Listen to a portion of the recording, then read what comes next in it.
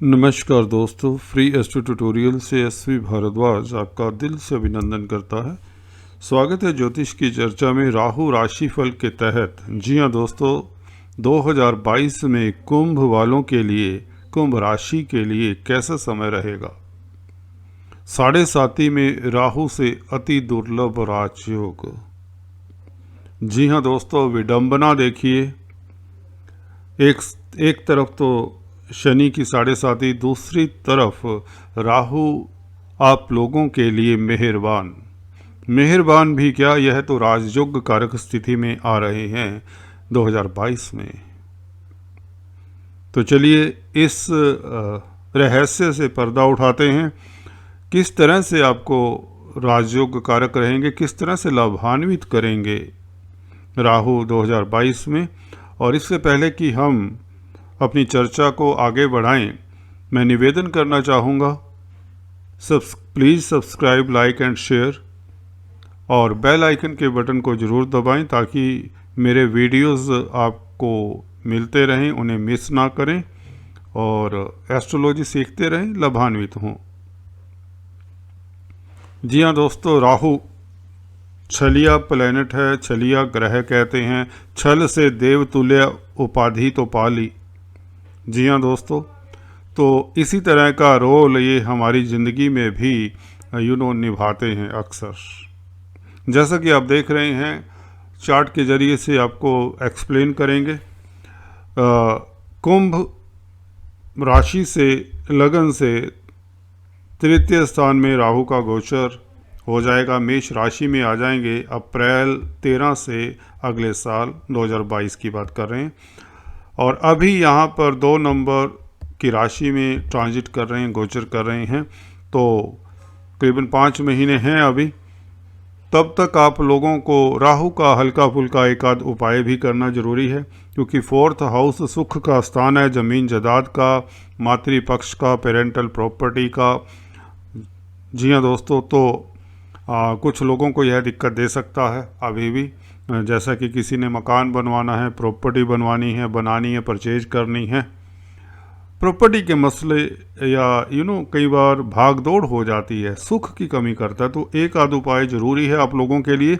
हालांकि आपको इतनी दिक्कत नहीं होनी चाहिए, क्योंकि बृहस्पति आप लोगों की राशि में आ रहे हैं 21 नवंबर से। आपकी राशि में बैठकर बहुत शुभ फल देंगे। और साथ में फिर अगले साल ही जैसे कि राहु यहाँ पर तृतीय स्थान में पहुँचेंगे, तो बृहस्पति और भी अच्छे होंगे, आपके दूसरे घर में होंगे, मीन राशि में। शनि वैसे ही मार्गी हो चुके हैं, तो स्थितियाँ आप लोगों के लिए वह दिक्कत वाली नहीं रही जो 2021 मई, जून, जुलाई इत्यादि में आपको मैंने पहले बताया वीडियो में अपनी। उस तरह की प्रॉब्लम्स कतई नहीं रहेंगी। अब आप लोगों को एक अच्छा समय मिलेगा। बृहस्पति शुभ हो चले हैं 21 नवंबर से, और राहु अगले साल 13 अप्रैल से मेष राशि में शिफ्ट करेंगे। आपको बता दें, 1.5 साल एक राशि में रहते हैं, और 1.5 साल रहने का मतलब 18 महीने यह आप लोगों को लाभान्वित करेंगे। तो इस बीच शनि का जो साढ़े साती का प्रभाव है, जब बृहस्पति भी आप लोगों के लिए अच्छी स्थिति में हो और राहु केतु भी अच्छी स्थिति में हो, तो शनि के साढ़े साती या किसी के ऊपर ढैया हो, तो यह प्रभाव बहुत ही नगण्य रह जाता है, ऑलमोस्ट जीरो हो जाता है, कम हो जाता है एटलीस्ट। तो बहुत अच्छा समाचार है आप लोगों के लिए। यहाँ पर तो राजयोग कारक हैं, तो क्या क्या फल देते हैं, ये जो रेड लाइंस दिखाई हुई हैं, इनकी 3 दृष्टियाँ होती हैं, पंचम दृष्टि, सप्तम दृष्टि और नवम दृष्टि। ये दृष्टियों से आपको किस तरह से प्रभावित करते हैं, किस एरिया से आपको अच्छा फल मिलता है, किन लोगों को अच्छा फल मिलता है, इसकी भी चर्चा करते हैं। और तृतीय स्थान में बैठकर आप लोगों को कैसा फल देते हैं, किस तरह का राजयोग बनता है, उसकी भी चर्चा करते हैं। इससे पहले 2 पंक्तियां राहु के बारे में बता दें, क्योंकि जिस ग्रह के बारे में हम चर्चा करने जा रहे हैं, उसके स्वभाव के बारे में, उसके करनी के बारे में, क्या करते हैं राहु, उसको भी हम जान लें हल्का सा। राहु देखिए, जैसा कि बताया, छलिया प्लैनेट है, छाया ग्रह है। छल से अमृत पान किया, भेष बदलकर सूर्य और चंद्रमा के बीच, देवताओं के बीच में बैठ गए देवता बनकर। विष्णु भगवान ने जैसे ही पाया कि यह दैत्य है तो उसका सर काट दिया, परंतु तब तक यह अमृत पान कर चुके थे, इसलिए देवतुल्य उपाधि राहु ने पाली, उस दैत्य ने पाली। और जो धड़ था और सर था तो राहु कहलाया, धड़ केतु कहलाया। सर है तो यह दिमाग है, दिमाग पे कंट्रोल करते हैं, आपके सब कॉन्शियस माइंड के ऊपर कंट्रोल रहता है राहु का। तो राहु की जब खराब दशा अंतरदशा हो किसी की, तो उसे बड़े डिसीजन नहीं लेने चाहिए।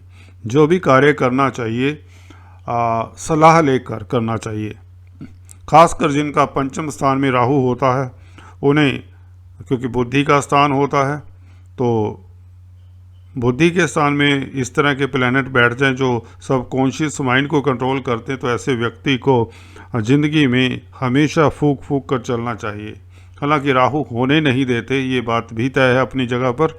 वह कुछ ना कुछ डिसीजन गलत करवा देते हैं, चाहे वह पारिवारिक लाइफ हो, चाहे बिजनेस हो, चाहे जॉब हो। तो आपको जिनके राहु पंचम स्थान में होते हैं उन्हें तय जिंदगी राहु के उपाय करते रहना चाहिए।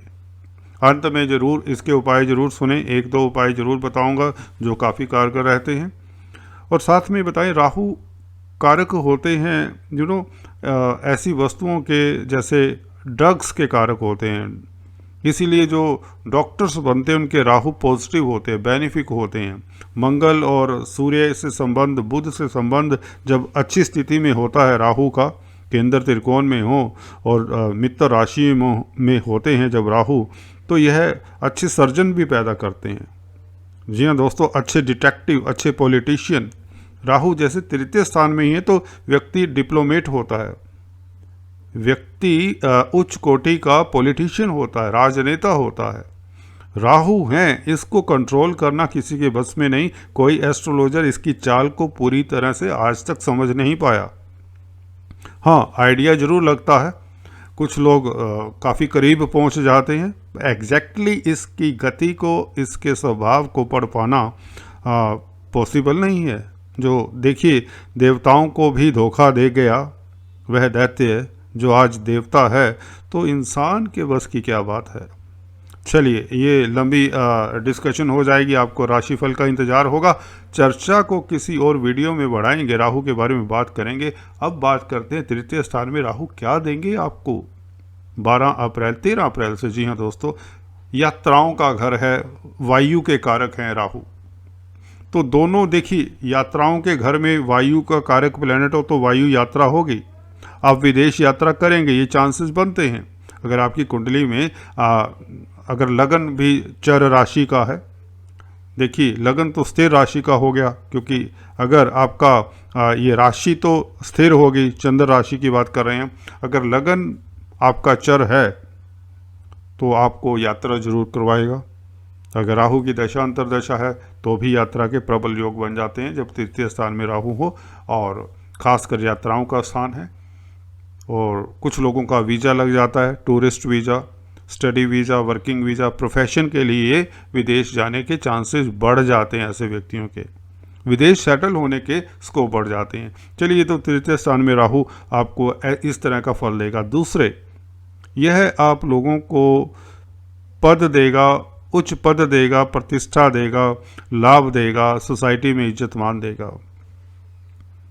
इसके साथ साथ बड़े छोटे भाई बहनों से भी आप लोगों को फ़ायदा होगा। छोटे भाई बहन भी आपके तरक्की करेंगे। आपकी मित्र मंडली, रिश्ते नातेदार, पड़ोसी इत्यादि काफ़ी आपके सहायक रहेंगे। आपका पराक्रम उच्च कोटि का रहेगा। तीसरा घर पराक्रम का भी होता है। आत्मबल उच्च कोटि का जब हो जाता है तो व्यक्ति मुश्किल से मुश्किल काम दोस्तों बहुत आसानी से चुटकियों में कर लेता है। तो राहु इस तरह के आपके मानसिक स्थिति को उभारता है। अभी आपके मन के ऊपर कब्जा किया हुआ है, मन को एक किस्म से शांत बैठाया हुआ है। आप डिसीजन नहीं ले पाते, आप ज़्यादा सोच नहीं पाते, सोचते हैं तो उस पर अमल नहीं करने देता यह राहु, क्योंकि 4th हाउस मन का है। और मातृपक्ष से भी कई बार दिक्कत आ जाती है, कई बार वैसे फजूल की भाग दौड़ इस तरह की। अगर 4th हाउस में किसी के मैलिफिक प्लैनेट है, पहले से ही अशुभ प्लैनेट है, उन्हें सतर्क रहना चाहिए, उसे राहु के उपाय जरूर करने चाहिए। राहु की दृष्टियों की बात करें इस बीच, मेष राशि में 13 अप्रैल से जब आएंगे तो यहाँ पर पंचम दृष्टि सप्तम स्थान पर पड़ेगी। सप्तम स्थान देखिए आपको शुभ फल देगा, पार्टनरशिप से फायदा होगा, डेली आमदन में वृद्धि करेगा, व्यापार चमकेगा। व्यापार का घर है दोस्तों। पब्लिक डीलिंग जो करते हैं उनकी छवि में सुधार होगा। अगर आप मास लीडर हैं, दुनियावी लीडर हैं, पॉलिटिशियन हैं, तो आप लोगों की छवि में इम्प्रूवमेंट होगी, इमेज इम्प्रूवमेंट होगी, आप इलेक्शंस तक जीत सकते हैं। तीसरे घर के राहु को ऐसा मत समझिए कि यह आसानी से योग नहीं बनता। बहुत सालों बाद देखिए 1.5 साल एक राशि में रहते हैं तो पूरे 12 राशियों का चक्कर 18 सालों में करेंगे। तो यह देखिए 18 सालों बाद आपको मौका मिलता है, 18 years after you get this opportunity. तो इसका मतलब ये हुआ कि आपको डेली लाभ होगा, सप्तम स्थान से आमदन में वृद्धि होगी, पार्टनरशिप में जिनका बिजनेस वह खूब चलेगा, और मियाँ बीबी के संबंधों में भी सुधार लाता है। अदालती मसलों में खासकर आपकी जय होती है। वैसे भी तृतीय स्थान का राहु शत्रु हंता होता है, आपका प्रभाव क्षेत्र बढ़ता है, पद प्रतिष्ठा बढ़ती ही बढ़ती है, इसमें कोई दो राय नहीं। आपके कई अधूरे काम इस बीच पूरे होंगे। और इसी के साथ भाग्य स्थान के ऊपर राहु की दृष्टि, विदेशों से यात्रा, जैसे कि मैंने बताया विदेशों से लाभ, इंपोर्ट एक्सपोर्ट का कार्य करते हैं तब आपके लिए लाभ होगा। पिता पक्ष से लाभ होगा, पिता के स्वास्थ्य में इम्प्रूवमेंट होगा, पिता की तरक्की होगी, क्योंकि ये फादर का भी घर माना जाता है 9th हाउस। कुछ लोग 10वें घर को भी मानते हैं, परंतु मेरे हिसाब से ये जो भाग्य स्थान का घर होता है यह पिता पक्ष को ज़्यादा इंगित करता है, डिनोट करता है। तो एनी हाउ ये थोड़ा दूसरी तरफ हम चले जाएंगे। हम बात कर रहे हैं राहु का एस्पेक्ट 9th हाउस के ऊपर होगा तो आपका भाग्य जगाएगा। हालांकि आप थोड़े से वो हो जाते हो अधार्मिक, या यूँ कह लीजिए जब आपके पास व्यापार चलता है, धन आ रहा होता है तो आप संसारिक गतिविधियों में आपका समय ज़्यादा लगता है, आपको मंदिर जाने में या पूजा पाठ करने के लिए समय निकालना पड़ता है। संसारिक कार्यों में आप ज़्यादा वो हो जाते हो, बिजी हो जाते हो, व्यस्त हो जाते हो। 11वें घर पर दृष्टि देखिए लाभ स्थान के ऊपर उपचय स्थान है, गर्म ग्रह, क्रूर ग्रह कहें तो, की दृष्टि बहुत लाभान्वित करती है। मेरे सूत्र जो मेरे वीडियोस देखते हैं, जो मेरे सब्सक्राइबर्स हैं वह जानते हैं, ये मैं हर वीडियो में अक्सर बताता हूँ, क्योंकि जो नए सब्सक्राइबर्स हैं और जो व्यूअर्स हैं, नए व्यूअर्स हैं, उनको भी पता चले कि ट्यूटोरियल्स में यहाँ पर सीखने को अच्छे खासे सूत्र भी भारद्वाजी बताते रहते हैं। तो यहाँ पर 11वें घर में दृष्टि आपको बता दें, बड़े भाई बहनों का सुख प्राप्त होगा, उनसे अगर अनबन थी तो उसमें वह दोष खत्म होगा, आपका मेल मिलाप माधुर्य बनेगा, उनसे प्यार मोहब्बत फिर से बन जाएगी। आपकी अधूरी इच्छाएं पूरी करता है, कई सोर्सेज ऑफ इनकम हो जाते हैं। अगर आप फॉर एग्जांपल कोई बिजनेस कर रहे थे, आपका दूसरा बिजनेस भी चल सकता है, दूसरा बिजनेस शुरू कर सकते हैं इस अवधि में। जी हाँ दोस्तों, 7.5 इत्यादि से मत भयभीत होइए, उसकी चिंता मत करिए। जब राहु और बृहस्पति पक्ष में हैं, यह 1.5 साल के लिए रहेगा राहु, तो छोटा पीरियड नहीं होता 18 महीने, तो आप कुछ भी रिस्क ले सकते हैं, परंतु अपना कुंडली एनालिसिस करवा कर एक्सपर्ट को दिखाइए, किसी भी एक्सपर्ट को, तो और फिर आप कोई डिसीजन लें। जॉब के क्षेत्र में जो लोग, वह प्रमोशन के हकदार रहेंगे, प्रमोशन भी हो जाएगी। तो देखिए 11वें घर पर दृष्टि इनकी सबसे उत्तम है मेरे हिसाब से, क्योंकि धन आएगा, धन का लाभ होगा ही होगा। इवन 11वां घर देखिए खाली धन का ही नहीं होता, आपका स्वास्थ्य लाभ भी होता है, आपको हर तरह के लाभ होते हैं, शारीरिक, मानसिक, आर्थिक सभी तरह के लाभ देखे जा सकते हैं 11वें घर पर। और 11वें घर पर ये दृष्टि क्रूर ग्रह की हमेशा उत्तम रहती है, याद रखिए, सूत्र है, आपके काम आएगा। तो चलिए आपको बता दिया, फिर से समराइज कर देता हूँ कहाँ से फ़ायदा 100% होने के चांसेस बन जाया करते हैं। अगर आपकी कुंडली में विंशोत्तरी दशा अंतर्दशा शुभ है तो आपको इस पीरियड में बहुत तरक्की मिलेगी। एक तो व्यापार चमकेगा, डेली आमदन में वृद्धि होगी, विदेशों से फ़ायदा होगा, इंपोर्ट एक्सपोर्ट का कार्य आपका बढ़ेगा, विदेशों से शुभ समाचार मिलेगा। स्पाउस के रिश्ते नातेदारों से भी आपको अच्छा मदद मिल सकता है, कुछ ना कुछ अच्छी डेवलपमेंट हो सकती है। पॉलिटिक्स में है जो इलेक्शन जीत सकते हैं, धन लाभ होगा, सोर्स ऑफ इनकम बढ़ेंगे। तो आज इस वीडियो में इतना ही। अगले वीडियो में कुंभ राशि तथा लग्न के लिए कुछ और सामग्री लेकर आता हूँ, ताकि आप मेरे साथ बने रहें। Please subscribe, like and share. Thank you so much for watching this video.